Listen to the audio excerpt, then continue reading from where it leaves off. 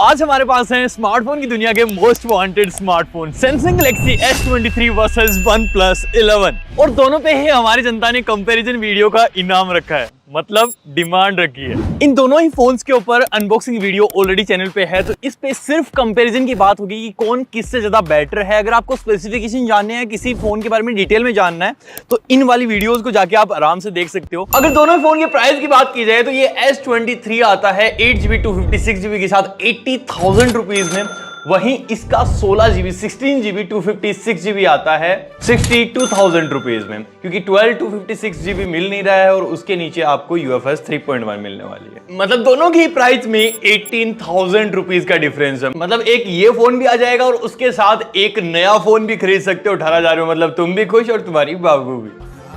और यही बात खत्म नहीं हो जाती है। दोनों के अगर बॉक्स कंटेंट्स की बात करें तो OnePlus आपको एक TPU केस भी प्रोवाइड करता है और एक 100 वोल्ट की चार्जिंग ब्रिक भी प्रोवाइड करता है। बाकी छोटी मोटी चीजें तो सभी फोन में आती हैं। और वहीं सैमसंग गैलेक्सी S23 में एक फोन मिलता है, एक केबल मिलती है और बस खत्म। शुरू होते ही खत्म हो गया यार।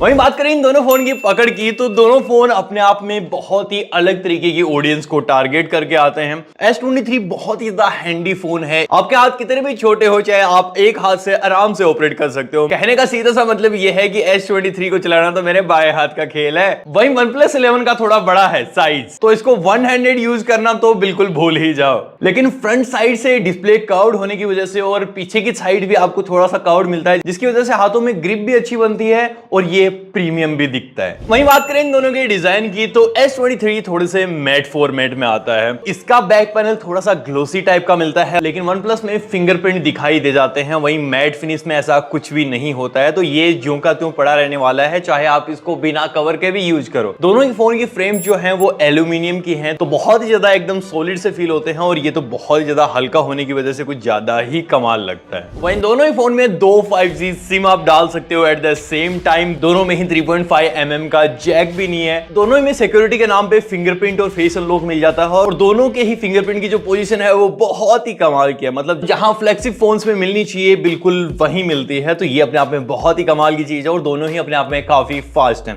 सैमसंग के एनिमेशन थोड़े से स्लो हो सकते हैं, लेकिन स्पीड इसकी भी कमाल है। और अगर दोनों ही फोनों की मजबूती की बात करें, यानी प्रोटेक्शन की, क्योंकि प्रोटेक्शन इज मैंडेटरी, तो यहां पे आपको मिल जाता है कॉर्निंग गोरिल्ला ग्लास 5 बैक में। फ्रंट में है कॉर्निंग गोरिल्ला ग्लास विक्टस। वहीं सैमसंग गैलेक्सी S23 अपने साथ बहुत ही कमाल की चीजें लेके आता है। इसमें फ्रंट एंड बैक दोनों तरफ cornering gorilla glass Victus version 2 मिलता है, मतलब बिल्कुल लेटेस्ट। लेकिन अगर छोटे मोटे ड्रॉप्स आते हैं तो दोनों ही फोनों में कोई प्रॉब्लम नहीं होगी। और अब बात करें दोनों ही फोन के डिस्प्ले की, तो सैमसंग गैलेक्सी S23 के साथ आपको मिलता है 6.1 इंचेस का एक फुल HD प्लस डिस्प्ले। ये 120 हर्ट्ज की हाई रिफ्रेश रेट को सपोर्ट करता है। और वहीं OnePlus में 6.7 इंचेस की क्वाड HD प्लस डिस्प्ले मिलती है। मतलब यहां पे ये 4K रेजोल्यूशन को सपोर्ट करेगी, जो सेम चीज S23 अल्ट्रा में मिलती है। और इसके साथ भी 120 हर्ट्ज की हाई रिफ्रेश रेट मिल जाती है। दोनों ही एकदम फ्लैगशिप लेवल के डिस्प्लेज हैं। दोनों के कलर काफी वाइब्रेंट निकल के आते हैं, बहुत ही ज्यादा आई कैची लगते हैं। लेकिन OnePlus की QHD होने की वजह से यहाँ पे डिटेल्स और ज्यादा दिखाई देती हैं, जिसकी वजह से आपको प्रीमियमनेस और ज्यादा फील होने वाली है। लेकिन ये फोन जब साइड बाय साइड पड़े होंगे तभी इन चीजों को बहुत ही गौर से देखने पे आप मेजर कर सकते हो, अदरवाइज कोई डिफरेंस फील ही नहीं होता है। और दोनों में ही HDR10+ का सपोर्ट है और OnePlus में डोल्बी विजन का सपोर्ट भी मिल जाता है, तो कुछ मायनों में ये थोड़ी सी बेटर डिस्प्ले तो निकल के आती है। और इसी चीज में एक चीज और है जो और वैल्यू ऐड करती है, और वो है 10 बिट। लेकिन सैमसंग सपोर्ट करता है 8 बिट कलर्स को। और अगर बात करें दोनों की ही ब्राइटनेस की, तो चाहे रजाई में घुस के यूज करो, चाहे हार्श लाइटिंग में यूज करो, धूप में यूज करो, दोनों में ही कोई प्रॉब्लम नहीं होने वाली है। लेकिन अगर नंबर्स की ही बात कर ली जाए तो ये भाई सबसे ज्यादा ब्राइट पैनल है। यहाँ पे 1750 मैक्स नीट्स ब्राइटनेस मिलती है। वहीं OnePlus लेके आता है 1350 मैक्स नीट्स। और इसको हमने बाहर ले जाके भी टेस्ट किया है, यहाँ भी आप देख सकते हो थोड़ा सा सैमसंग ज्यादा ब्राइट फील होता ही है। और दोनों ही फोन में ड्यूअल स्टीरियो स्पीकर्स मिल जाते हैं विद डोल्बी एटमॉस, जिसका टेस्ट हम आपके सामने ही कर देते हैं।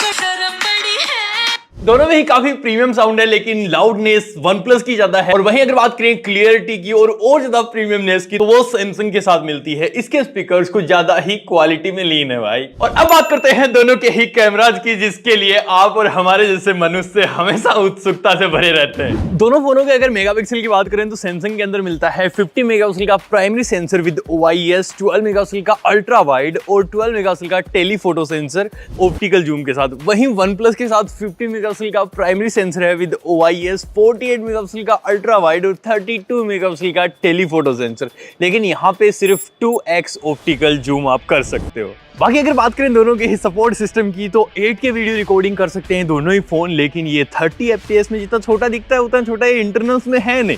यहाँ पे 8K 24 FPS है सिर्फ। लेकिन अगर बात करें फ्रंट कैमराज की, तो यहाँ पे अगेन ये 4K 60 FPS पे शूट कर सकता है और ये 1080p 30 FPS भाई तो शुरू होते ही खत्म हो गया। सैमसंग बहुत आगे है 4K 60 FPS के साथ, और ये बहुत पीछे है 1080p 30 FPS के साथ। लेकिन इससे डेफिनेटली एक आइडिया लग सकता है आपको स्पेसिफिकेशन का, लेकिन ऑन टाइम क्या है, जैसे मैं सूरज के जस्ट सामने हूँ, किसने लाइट कंट्रोल करी ज़्यादा बेटर आप देख सकते हो। दोनों कैमरा 4K 60 FPS में रिकॉर्ड कर रहे हैं। एक बार स्टेबलाइजेशन वगैरह का आइडिया लगाओ।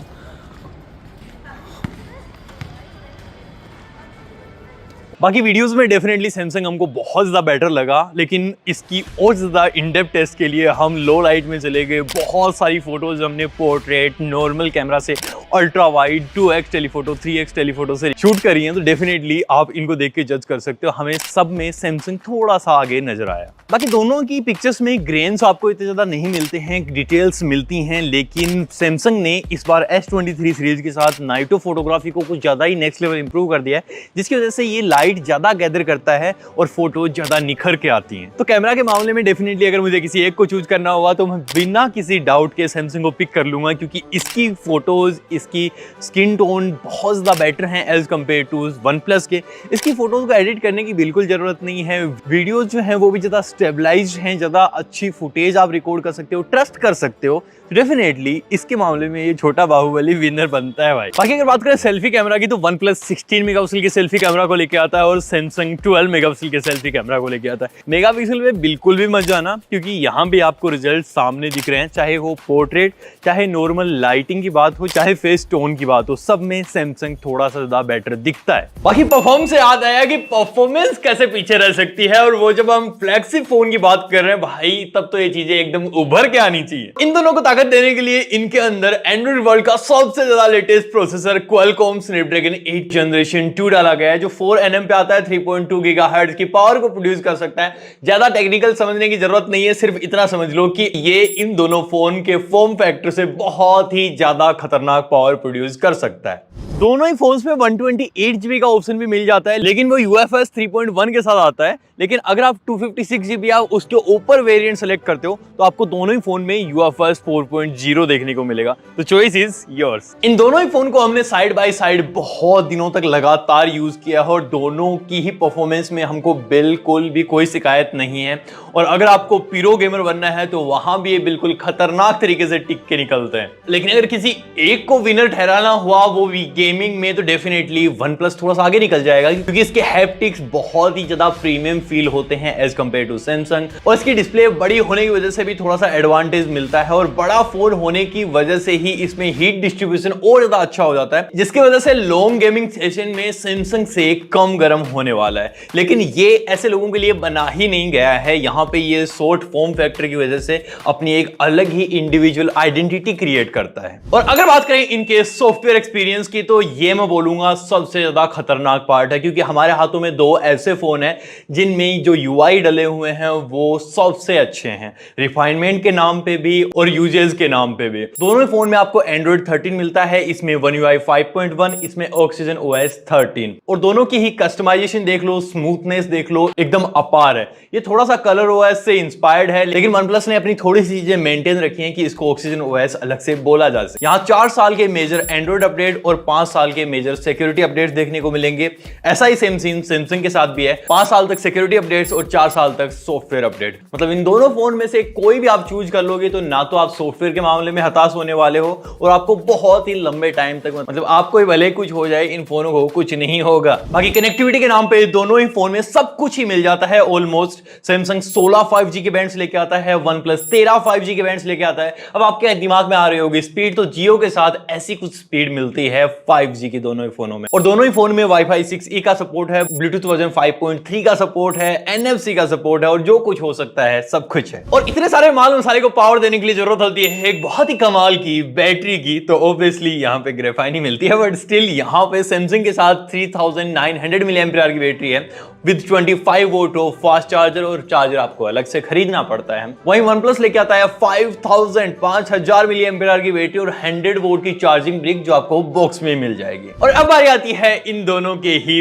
वर्डिक्ट की। तो OnePlus ऑब्वियसली थोड़ा सा सस्ता निकल के आता है, चार्जिंग वार्जिंग सारी चीजें बॉक्स में मिल जाती है, मतलब एक बार खरीदा और उसके बाद आपको दुकान पे जाने की जरूरत ही नहीं है। लेकिन सैमसंग के साथ कुछ अलग ही चीजें निकल के आती हैं जो इंडिया में बहुत ही रेयर फोनों के साथ ऐसा हो रहा है। इतनी कॉम्पैक्ट साइज में इतनी पावरफुल फोन कोई नहीं बेच रहा है, तो ये अपने आप में एक अलग ही आइडेंटिटी क्रिएट कर रहा है। प्लस इसके कैमराज जो हैं वो OnePlus से कहीं ना कहीं ज्यादा बेटर हैं। तो ये सारी चीजें जो सैमसंग को थोड़ा सा ज्यादा आगे निकाल देती हैं। अगर आपके पास बजट का कोई इश्यू नहीं है और आपको हैंडी फोन पसंद है तो डेफिनेटली आपको सैमसंग के साथ ही जाना है। और वहीं अगर आप एक अच्छे खासे गेमर हो, आपको थोड़ा सा बड़ा फोन चाहिए, पावरफुल भी चाहिए और इसी के साथ हैप्टिक्स ज्यादा अच्छे होने चाहिए, थोड़ी सी डिस्प्ले के साथ आपको ज्यादा अच्छी चीजें चाहिए, तो आप डेफिनेटली OnePlus के साथ जा सकते हो। बाकी डिजाइन वगैरह में तो आप अपनी प्रायोरिटी देख ही सकते हो। तो दैट्स ऑल यार, आपको इनमें से कौन सा फोन पसंद आया, नो मैटर आपको लेना है नहीं लेना है, आपको कौन सा फोन अच्छा लग रहा है नीचे कमेंट में लिखना बिल्कुल भी मत भूलना। बाकी वीडियो यहीं पे खत्म हो जाती है, लाइक से सब्सक्राइब कर देना। मैं मिलता हूं आपसे अगले वाले वीडियो तक के लिए।